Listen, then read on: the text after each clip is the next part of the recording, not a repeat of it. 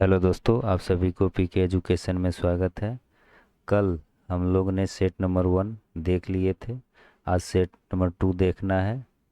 ये सेट बहुत ही इम्पोर्टेंट है। आप लोग ज़रूर देखिए। ये टेस्ट आगामी एग्ज़ाम जितना भी आने वाला है वो सभी में बहुत ही लाभदायक होगा, जैसे NTPC, RPF, SSC, MTS, Bihar दरोगा, बीपीएससी, टीआरई 4.0 में ये सभी में रामबाण साबित होने वाला है। डेली हम लोग 50 क्वेश्चन करने वाले हैं पूरा डिटेल्स के साथ। तो चलिए आज देखते हैं कितना सही कर पाते हैं। पहला टेस्ट सीरीज अपलोड कर दिया गया है, ये टेस्ट नंबर 2 है। चलिए क्वेश्चन नंबर फर्स्ट देखते हैं। क्वेश्चन नंबर फर्स्ट कह रहा है, पंजाब के विलय के संबंध में निम्नलिखित में से कौन सा कथन औसत है। क्या बोल रहा है? औसत के बारे में पूछ रहा है। पंजाब के विलय के संबंध में निम्नलिखित में से कौन सा कथन औसत है। तो ऑप्शन ए, 29 मार्च 1849 को गवर्नर जनरल की ओर से घोषणा हुई कि पंजाब राज्य समाप्त हो गई। और ऑप्शन बी, महाराजा दिलीप सिंह का हिस्सा बन गए हैं कि सभी प्रदेश भारतीय ब्रिटिश साम्राज्य हैं। ऑप्शन सी, दिलीप सिंह को 2.5 लाख वार्षिक पेंशन दे दी गई। उपयुक्त में से कोई नहीं। इसमें से कौन औसत है ये चुनना है। आंसर बताइएगा क्या होगा इसका। तो ऑप्शन एक देखते हैं। ऑप्शन सी इसका आंसर हो जाएगा। ऑप्शन ए, 29 मार्च 1849 को गवर्नर जनरल की ओर से घोषणा हुई कि पंजाब राज समाप्त हो गया है। किसने किया था? तो डलहौजी के द्वारा घोषणा किया गया था कि पंजाब पंजाब राज जो समाप्त हो गया है। और ऑप्शन बी जो बोला इसलिए ये सही है। महाराजा दिलीप सिंह के हिस्सा का बन गए हैं, मतलब सभी प्रदेश भारतीय ब्रिटिश साम्राज्य हैं। ये भी सही है। नेक्स्ट जो है, ये जो गलत ऑप्शन था, दिलीप सिंह को 2.5 लाख नहीं दिया गया था, बल्कि 5 लाख इनको वार्षिक पेंशन दिया गया था। वार्षिक पेंशन देके इनको शिक्षा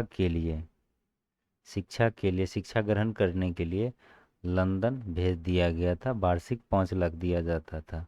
इसका आंसर हो जाएगा सी, दिलीप सिंह को 2.5 लाख नहीं 5 लाख पेंशन दिया जाता है, इसीलिए ये गलत है। नेक्स्ट क्वेश्चन, क्वेश्चन नंबर 2, किस वर्ष से भारतीय राष्ट्रीय कांग्रेस की कार्यवाही में महिला ने भाग लेना प्रारंभ किया था?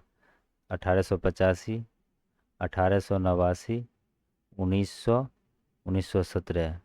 किस वर्ष भारतीय राष्ट्रीय कांग्रेस की कार्यवाही में महिला ने भाग लेना प्रारंभ किया?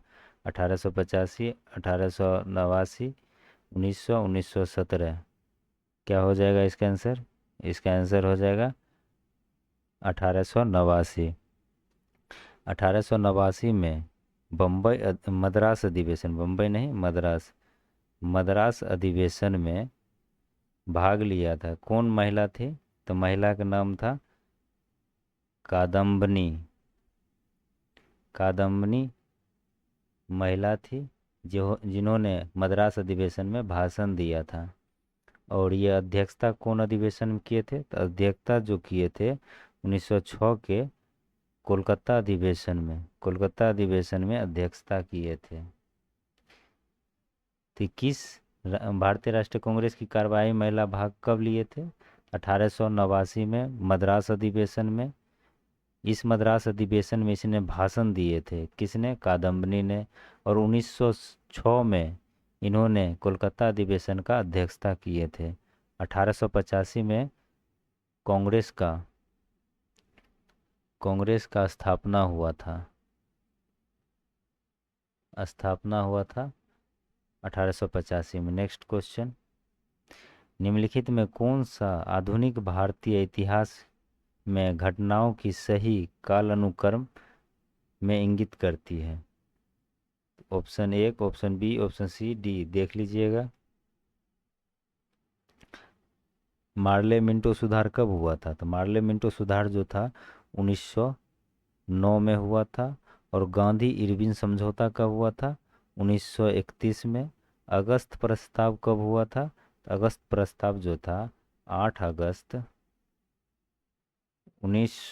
अगस्त 1940 को अगस्त प्रस्ताव हुआ था। और जलियांवाला बाग हत्याकांड 13 अप्रैल 1919 को जलियांवाला बाग हत्याकांड हुआ था। पार्लियामेंटो सुधार कब हुआ था? तो 1909 में। गांधी इरविन समझौता 1931। अगस्त प्रस्ताव 8 अगस्त 1940 को। जलियांवाला बाग हत्याकांड 13 अप्रैल 1919 को। तो सही काल अनुक्रम में सजाइए इसको। तो सबसे पहले कौन हो जाएगा? तो सबसे पहले हो जाएगा मार्ले मिंटो सुधार। उसके बाद कौन हो जाएगा? मार्ले मिंटो सुधार के बाद होगा जलियांवाला बाग हत्याकांड। मार्ले मिंटो सुधार, उसके बाद जलियांवाला बाग त्रासदी, उसके बाद 1931 गांधी इरविन समझौता, उसके बाद हो जाएगा अगस्त प्रस्ताव। तो इसका ऑप्शन हो जाएगा सी नंबर ऑप्शन। तो ऑप्शन सी इसका राइट हो जाएगा। Next question, question number 4। Bharat छोड़ो प्रस्ताव की निम्नलिखित में से किसने अनुशंसा की थी? भारत छोड़ो प्रस्ताव की निम्नलिखित में से किसने अनुशंसा की थी? सरदार वल्लभ भाई पटेल, अबुल कलाम आज़ाद, जेवी कृपलानी, जवाहरलाल नेहरू। भारत छोड़ो प्रस्ताव की निम्नलिखित में से किसने अनुशंसा की थी? अनुशंसा किसने की? तो आंसर बताइएगा इसका क्या हो जाएगा? जवाहरलाल नेहरू के द्वारा भारत छोड़ो प्रस्ताव की अनुशंसा किया गया था। भारत छोड़ो प्रस्ताव 8 अगस्त 1942 को शुरू किया गया था। भारत छोड़ो प्रस्ताव कहाँ पे? तो मुंबई में ग्वालियर टैंक मैदान में भारत छोड़ो प्रस्ताव को पारित किया गया था। किसके द्वारा? तो महात्मा गांधी के द्वारा। भारत छोड़ो प्रस्ताव का पारित किया था? तो 8 अगस्त 1942 को मुंबई में ग्वालियर टैंक मैदान में किसने किया था? महात्मा गांधी के द्वारा यह प्रस्ताव पारित किया गया था। और जवाहरलाल नेहरू ने इस प्रस्ताव को अनुशंसा किए थे। Next question, question number 5। किस स्वतंत्रता संग्राम सेनानी ने लाठी और अखाड़ा क्लब की स्थापना की थी? चंद्रशेखर आज़ाद ने, सचिंद्रनाथ सन्याल, मास्टर सुरसेन, बाल गंगाधर तिलक। किस स्वतंत्रता संग्राम सेनानी ने लाठी और अखाड़ा क्लब की स्थापना किए थे? इसका आंसर क्या हो जाएगा बताइएगा? इसका आंसर हो जाएगा बाल गंगाधर तिलक के द्वारा लाठी और अखाड़ा क्लब की स्थापना किया गया था। Next question, question number 6। Question number 6 देखते हैं। 1942 में भारत छोड़ो आंदोलन के दौरान शहीद हुए किस महिला को बूढ़ी गांधी कहा गया था? बीना चटर्जी, उषा मेहता, मातनगिनी हजड़ा, लक्ष्मी सहगल।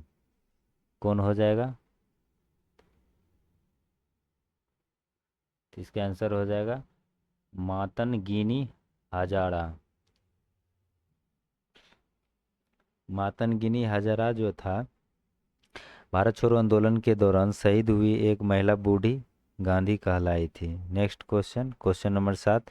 दीनबंधु सार्वजनिक सभा की स्थापना किसके द्वारा किया गया था? भीमराव अंबेडकर द्वारा, गोपाल कृष्ण गोखले के द्वारा, ज्योतिबा फूले के द्वारा, इनमें से कोई नहीं।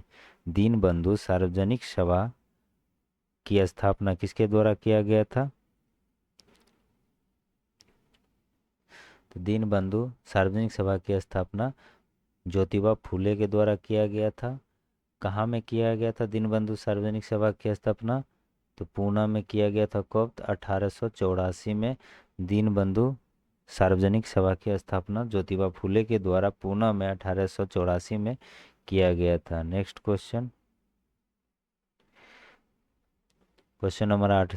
सैयद वंश के सुल्तान का सही काल अनुक्रम क्या है? सैयद वंश के सुल्तान का सही काल अनुक्रम खिलजी खां, मोहम्मद शाह, मुबारक शाह, अलाउद्दीन, आलम शाह। कौन हो जाएगा? इसका आंसर बताइएगा आप लोग। खिलजी खां का शासनकाल कब से कब था? 1414 से 1421 तक। और मोहम्मद शाह का काल कर्म कितना था? मोहम्मद शाह का कालक्रम 1434 से 1443 तक, और मुबारक शाह का कालक्रम कितना था? तो 1421 से 1434 तक। अलाउद्दीन आलम शाह का कालक्रम कब था? तो 1443 से 1451 तक। 1443 से 1451 तक। तो इसका कौन हो जाएगा? तो सबसे पहले एक हो जाएगा 1414 से 1421, उसके बाद 1421 से 1434, और उसके बाद 1434 से 43, 43 से 51। तो 1324, 1324 सी नंबर इसका आंसर हो जाएगा। Next question, question number 9।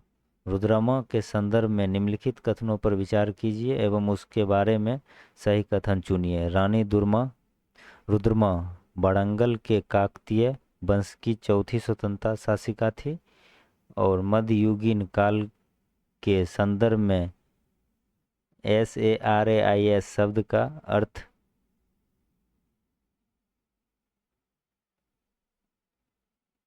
ये ऑप्शन आंसर क्वेश्चन को गलत टाइप हो गया है।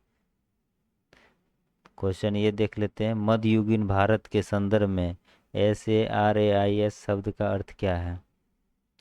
धार्मिक स्थानों में दी गई भूमि को जो कर मुक्त थी, किसानों पर लगाए गए कर का प्रकार। एक स्थान जिनका उद्देश्य भारतीय एवं विदेश यात्रियों, यात्रियों, व्यापार आदि के अस्थायी आवास प्रदान करना। उपयुक्त में से कोई नहीं। तो इसका आंसर क्या हो जाएगा? इसका आंसर हो जाएगा सी। एक स्थान जिसका उद्देश्य भारतीय एवं विदेशी यात्रियों, तीर्थयात्रियों, व्यापारिक आदि को अस्थायी आवास प्रदान करना। नेक्स्ट क्वेश्चन, निम्नलिखित कथनों पर विचार कीजिए। इल्तुतमिश ने सिजदा एवं पेबोस सम्राट के पैर चूमना। पेबोस मतलब होता है सम्राट का पैर चूमना, सिजदा मतलब दंडवत चूमना। प्रथा राजा के प्रति समान अभिभावक दार्शनिक के रूप में आरंभ किया था। बलबन ने चांदी का टांका तथा तांबा का जीतल मुद्रा के रूप में प्रचलित किया था। उपयुक्त में से कौन सही है? आंसर बताइएगा। तो ना तो एक सही है ना ही दो सही है, क्योंकि इल्तुतमिश नहीं, बलबन जो था, बलबन ये जो था सिजदा एवं पेबोस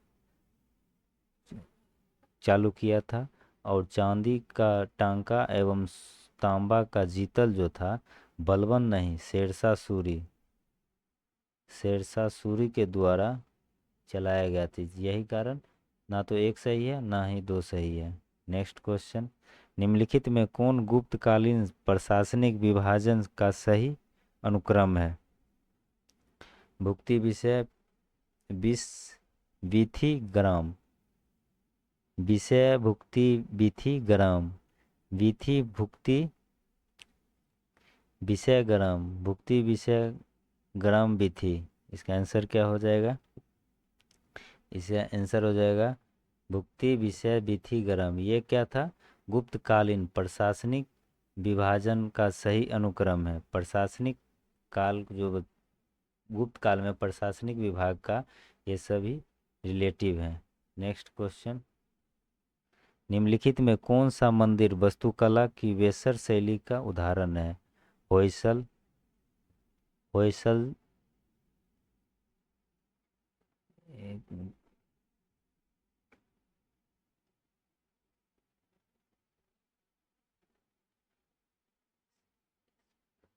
होयसलेश्वर मंदिर, कादरिया महादेव मंदिर, श्री राम मंदिर, अयोध्या। उपयुक्त में से कोई नहीं।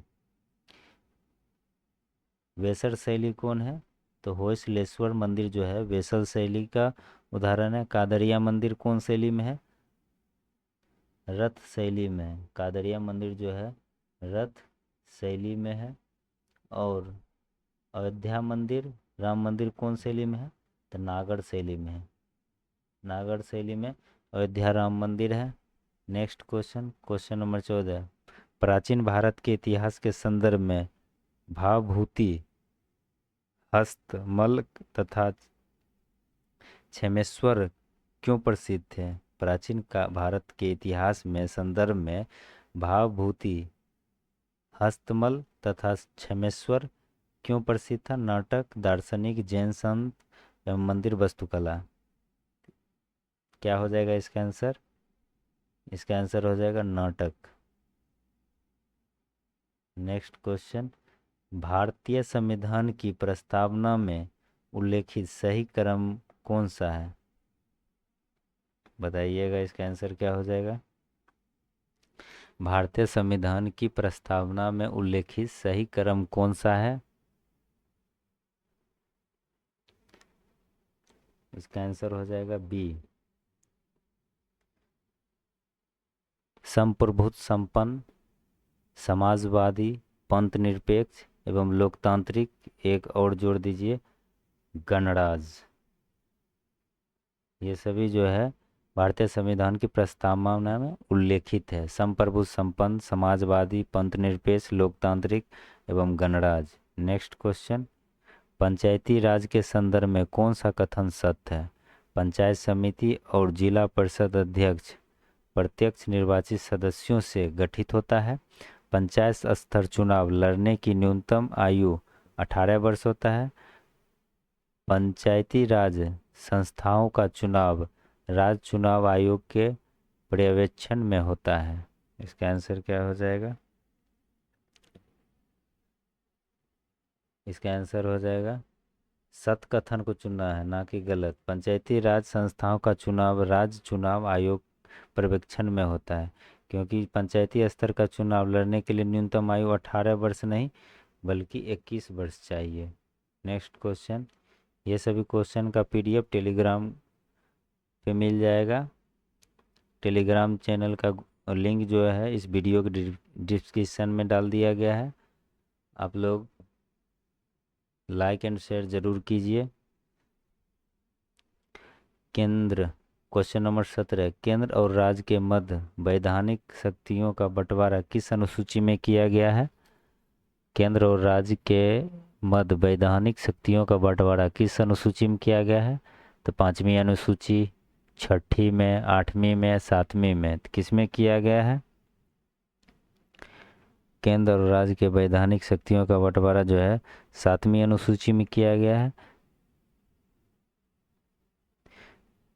7वीं अनुसूची 3 भागों में शक्तियों का बंटवारा किया है, जैसे संघ सूची, दूसरा हो गया राज सूची और तीसरा हो गया समवर्ती सूची और चौथा हो गया अवशिष्ट सूची। संघ सूची पर कानून बनाने का अधिकार किसका होता है? केंद्र सरकार का। और राज सूची पर राज्य सरकार का। और समवर्ती सूची केंद्र प्लस राज्य दोनों मिल का कानून बनाता है। अवशिष्ट सूची पर केंद्र सरकार।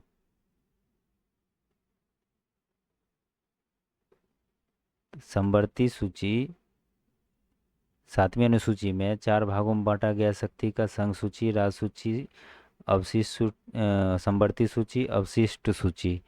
संघ सूची पर सरकार कौन बनाता है, कानून बनाता है? तो केंद्र सरकार। राज सूची पर तो राज्य सरकार। समवर्ती सूची केंद्र और राज्य दोनों मिल के। और अवशिष्ट सूची पर केंद्र सरकार कानून बनाता है। 5वीं अनुसूची में क्या कहा गया है? तो SC प्लस ST का प्रशासनिक सुरक्षा। और 6ठी अनुसूची में क्या कहा गया है? पूर्वोत्तर भारत के 4 राज्य असम, मेघालय, त्रिपुरा, मिजोरम। असम, मेघालय, त्रिपुरा, मिजोरम को SC ST का प्रशासनिक। और 8वीं अनुसूची में भाषा की चर्चा किया गया है। भाषा 22 भाषा भारत में टोटल है। नेक्स्ट क्वेश्चन, मौलिक अधिकार को लागू करने के लिए किस न्यायालय द्वारा जारी किया जा सकता है? डिक्री, समादेश, अध्यादेश, अधिसूचना।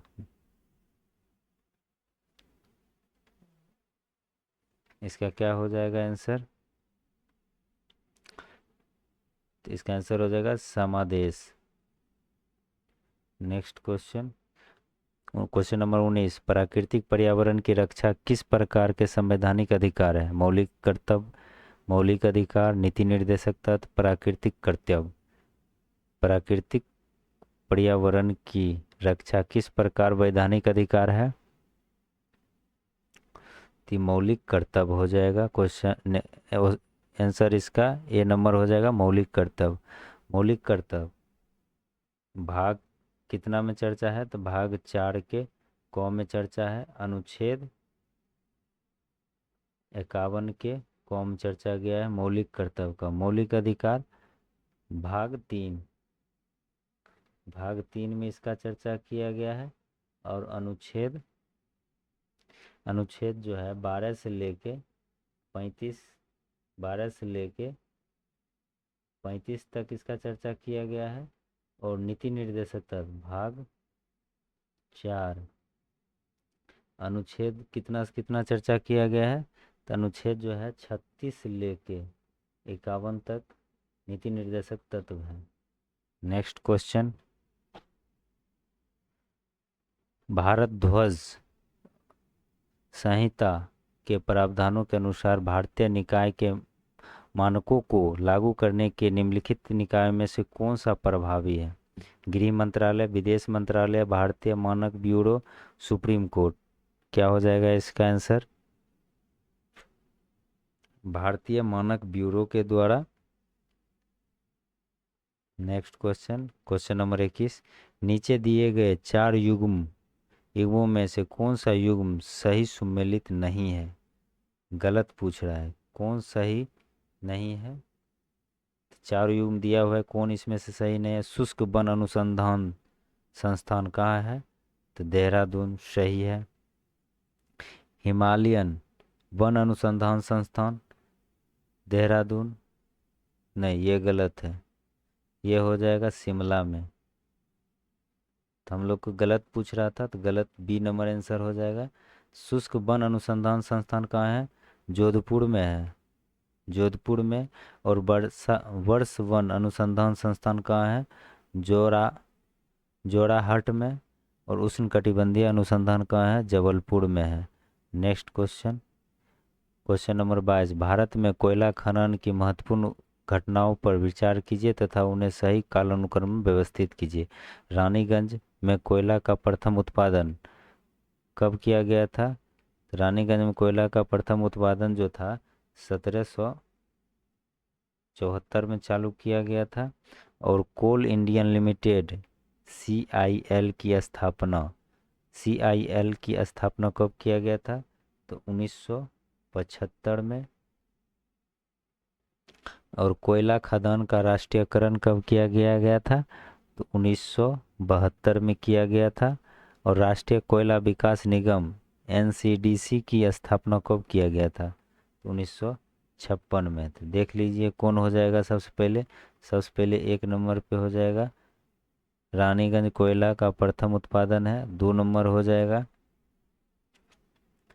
राष्ट्रीय कोयला विकास निगम की स्थापना। 3 नंबर पे हो जाएगा कोयला खदान का राष्ट्रीयकरण। और 4 नंबर में हो जाएगा कोल इंडियन लिमिटेड की स्थापना। तो कौन हो जाएगा? तो 1, 2, 3 और 4, C नंबर इसका आंसर हो जाएगा। Next question, question number 23, Bharat में कौन सा राज्य चूना पत्थर जिप्सम नमक और जस्ता का भंडारण के लिए प्रसिद्ध है? हरियाणा, राजस्थान, गुजरात, पंजाब। तो इसका आंसर क्या हो जाएगा? इसका आंसर हो जाएगा राजस्थान में चूना पत्थर जिप्सम जस्ता का भंडारण किया जाता है। कहाँ? तो राजस्थान में किया जाता है। भारत की 2011 की जनगणना के अनुसार भारत की नगरीय जनसंख्या का प्रतिशत कितना है? 30.7%, 31.2%, 31.8%, उपयुक्त में से कोई नहीं। 2011 की जनगणना के अनुसार भारत की नगरीय जनसंख्या कितना है? तो 31.2% है। नेक्स्ट क्वेश्चन, नैनो टेक्नोलॉजी का जनक किसे माना जाता है? Linus Pauling, Arthur Bainberg, Richard Feynman, Nikola Tesla. कौन हो जाएगा? नैनो टेक्नोलॉजी के जनक किसे कहा जाता है? तो Richard Richard Feynman. Next question, question number 26, निम्नलिखित में से रॉकेट किस सिद्धांत पर कार्य करते हैं? रॉकेट नहीं होगा, यह हो जाएगा रॉकेट। निम्नलिखित में से रॉकेट किस सिद्धांत पर कार्य करता है? तो ऊर्जा संरक्षण, बर्नौली प्रमेय, रेखीय गति संरक्षण, एवोगाद्रो एवोगाद्रो की अवधारणा। कौन हो जाएगा? तो इसका आंसर हो जाएगा रेखीय गति के संरक्षण। रेखीय गति के संरक्षण के सिद्धांत पर रॉकेट का कार्य करता है। रॉकेट कार्य करता है रेखीय गति के संरक्षण के सिद्धांत पर। नेक्स्ट क्वेश्चन, इको साउंडिंग का प्रयोग होता है समुद्री की गहराई मापने के लिए, ध्वनि की आवृत्ति बढ़ाने के लिए, ध्वनि में कंपन उत्पन्न करने के लिए, भूकंप की तरंग के रिकॉर्ड के लिए। तो इसका आंसर कौन है हो जाएगा? इको साउंड का प्रयोग क्यों करते हैं? समुद्र की गहराई मापने के लिए इको साउंड का प्रयोग करते हैं। अब भूकंप की तरंग के रिकॉर्ड किस पे किया जाता है? भूकंप की रिकॉर्ड किया जाता है रिएक्टर स्केल पर। नहीं, भूकंप की तीव्रता तीव्रता रिएक्टर स्केल पर किया जाता है। तरंग जो मापा जाता है इस सिस्मोग्राफ पे मापा जाता है। Next question, question number 28, solar cell निम्नलिखित में से किससे बने होते हैं? अतिचालक, अर्धचालक, कुचालक, चालक।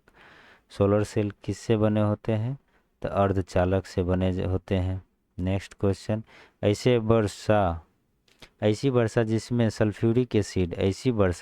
सल्फ्यूरिक एसिड या नाइट्रिक एसिड के घटक शामिल होते हैं और उसका पीएच मान 4.5 से कम होता है कहलाती है संवहनीय वर्षा, अम्लीय वर्षा, पर्वतीय वर्षा, उपयुक्त में से सभी। कौन हो जाएगा इसका आंसर? इसका आंसर हो जाएगा अम्लीय वर्षा। अम्लीय वर्षा के कारण ही आगरा के ताजमहल जो है वो पीला पड़ते जा रहा है। नेक्स्ट क्वेश्चन, जहरीली गैस को खत्म करने के लिए उत्प्रेरक रूपांतरण में निम्नलिखित में से किस धातु का उपयोग उत्प्रेरक के रूप में किया जाता है? जहरीली गैस को खत्म करने के लिए उत्प्रेरक रूपांतरण में निम्नलिखित में से किस धातु का प्रयोग उत्प्रेरक के रूप में किया जाता है? तो सोडियम को, थोडियम को, रेहोडियम को, उपयुक्त में से कोई नहीं। इसका क्या हो जाएगा? रेहोडियम इसका आंसर हो जाएगा। सोडियम से क्या होता है? रक्त की मात्रा को नियंत्रण किया जाता है। रक्त की मात्रा को नियंत्रण किया जाता है थोडियम के द्वारा। परमाणु ऊर्जा का स्रोत है। परमाणु ऊर्जा का स्रोत है।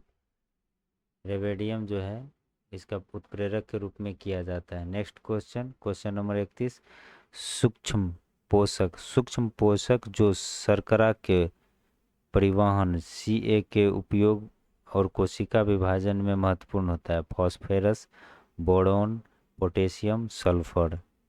इसका क्या हो जाएगा आंसर? इसका आंसर हो जाएगा फास्फोरस।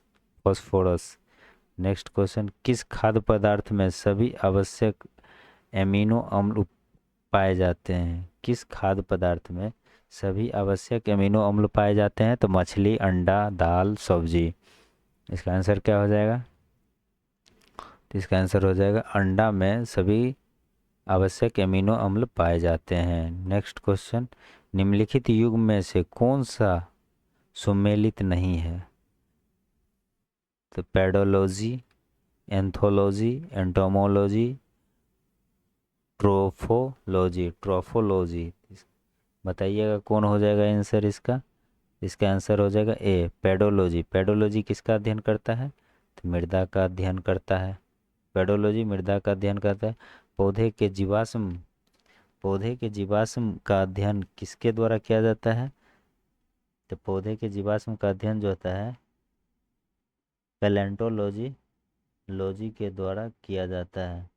पौधे के जीवाश्म का अध्ययन पैलेंटोलॉजी के द्वारा, एंथोलॉजी के द्वारा फूलों का अध्ययन किया जाता है, एंटोमोमोलॉजी द्वारा जंतु विज्ञान के शाखा का अध्ययन किया जाता है, ट्रेफोलॉजी के द्वारा पोषण का अध्ययन किया जाता है, तो पेडोलॉजी द्वारा मृदा का अध्ययन, पौधे के जीवाश्मों का अध्ययन पैलेंटोलॉजी के द्वारा किया जाता है। तो नेक्स्ट क्वेश्चन नंबर 34, किस शैवाल में आयोडीन की प्राप्ति होती है? किस शैवाल से आयोडीन की प्राप्ति होती है? सारगेसम से, लेमिनेरिया से, रोडीमेनिया प्लांटम से, कॉन्ड्रस से। क्या हो जाएगा इसका आंसर? तो इसका आंसर हो जाएगा किस शैवाल से आयोडीन की प्राप्ति होती है? तो लेमिनेरिया से आयोडीन की प्राप्ति होती है। नेक्स्ट क्वेश्चन नंबर 35, निम्नलिखित में कौन सा धातु अम्ल से अभिक्रिया करके आसानी से हाइड्रोजन गैस H2 विस्थापित करती है? निम्नलिखित में से कौन सा धातु अम्ल से अभिक्रिया करके आसानी से हाइड्रोजन गैस विस्थापित करता है? तो मैग्नीशियम Mg, मैग्नीशियम होता है, Cu कॉपर, और Pt प्लेटिनियम, और Hg पारा। क्या हो जाएगा इसका आंसर? इसका आंसर हो जाएगा मैग्नीशियम के द्वारा। नेक्स्ट क्वेश्चन, हरगोविंद खुराना को किस आविष्कार के लिए सम्मानित किया गया था? प्रोटीन के संश्लेषण के लिए, जीन के संश्लेषण के लिए, नाइट्रोजन क्षार के संश्लेषण के लिए, या इनमें से कोई नहीं? किस लिए इसे नोबेल पुरस्कार के लिए सम्मानित किया गया था? तो इसे जीन के संश्लेषण के लिए आविष्कार के लिए सम्मानित किया गया था। तो कब? तो 1968 में। कब सम्मानित किया गया था? 1968 में। नेक्स्ट क्वेश्चन, निम्नलिखित में कौन सा पौधा कीट पकड़ता है?